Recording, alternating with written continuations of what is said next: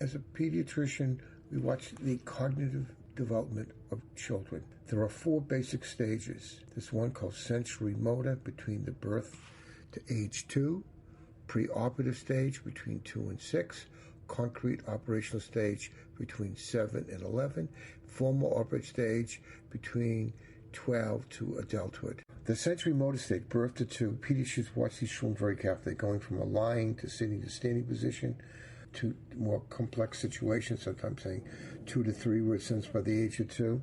If for some reason there is any concern about the child having delay, we will get the child in some kind of a early intervention program.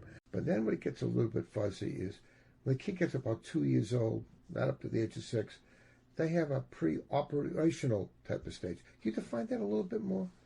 Well, basically, when the child starts to turn 2, obviously, they're starting to develop language, and they're starting to be able to manipulate things, understand things better, of course, than just being in the sensory motor stage when they're a year or 2 old.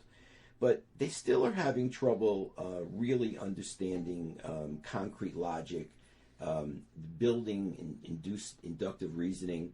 So they tend to be able to understand certain things, but they can't string them together in their minds. They're making this like visual of the world a little bit. Yeah. They get in their head. They're not quite doing much more than that. Is that correct? So they form kind of different concepts, maps of the world. Language it enters into it as well, and they have these different schemas. And very often, what you'll find is that a child will develop a certain schema about something, and the adult will assume that the child then understands everything else involved with that concept. And then they're very surprised when the child doesn't understand something that might seem very, very elementary. It even sometimes becomes a psychological issue because I get a lot of parents who will say certain things, well, the child's doing it willfully, intentionally, because they've understood one thing, but they don't understand how it applies to something else. They haven't been able to connect the dots. A lot of psychological diseases can't get labels in this age because they're not really ready to get to the next level of mental development. Is that correct? That's right. That's why you have a delay in making diagnosis. Yes. You said, well, how come was my kid born with this? Maybe, but we got to see how the kid develops. Yes. It's not quite the story yet. Yes. You only have the first act. You have to get to the second and third act. See what's going to happen. Then it gets about 7, not really a teenager, maybe up to the age of 11. They get this concrete operational stage. What is that about? Okay. Well, that's where they can understand things in terms of, we say, black and white, cowboys and Indians, good guys, bad guys. Their brain at that point is capable of making a crude distinction, kind of a dichotomy. So something's either good or bad, hot or cold. They don't necessarily understand abstract thinking, hypothetical thinking, nuance. And this becomes a big issue in my practice because the parents that come to me will always say to me, the child knows better. The child knows it was right or wrong, and they should know better, and they assume everything's intentional. And I try to explain to the parent that the child at this point is only understanding in terms of being bad and good. They don't understand the deeper, more hypothetical, more abstract reasoning, like it's the right thing to do, it's the moral thing to do. And they talk to their children as if the child is capable of really understanding this high-level moral development. And Piaget, who came up with many of these schemas, he also came up with the development of how one thinks about morality.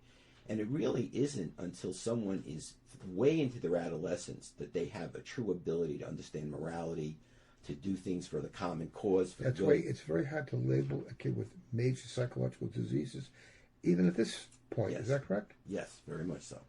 And then you get this formal operational stage, which is basically teenagers. Can you talk about that a little bit? Okay. This is where they start to develop the ability to reason. They can not just see schema or see ideas and concepts, and especially in terms of black and white. They now can see nuance. They can start to actually create their own way of thinking. They can make a judgment about they can evaluate what they're being taught or what's being instilled in them.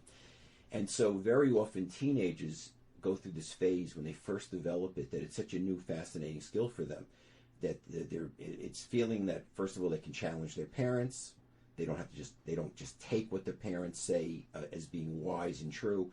And that's why we get a lot of teenage rebellion, because too many parents... Until the end of the teenagers, a lot of the emotional diseases, girls a little bit sooner than boys, start to manifest. Yes, yes. Okay, because the brain is at a certain maturation. Right. So when someone puts these diagnoses kind of early, I don't know if it's right. And I think you have to reevaluate this whole way of thinking. Yes, you have an excellent point. A lot of these diagnoses are made with no real concern or consideration of where the child is at cognitively. And again, and then in turn, once you make those diagnoses and you start acting on them, you can be doing harm to the child. And the child often tries to tell you. They try to, but again, it's often seen as rebellion. It's not being taken seriously enough.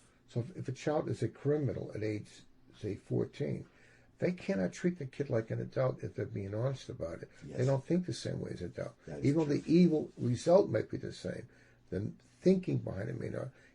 Sometimes the police don't understand that. We try to get that across. They think the kid is just like an adult, and it isn't a mini adult. It's a kid that's developing. Something happened, and we have to understand that. Not quite the same way that you think it's wrong. Yeah. I cannot make sense of this thing where they actually will use the term that the child is being charged as an adult.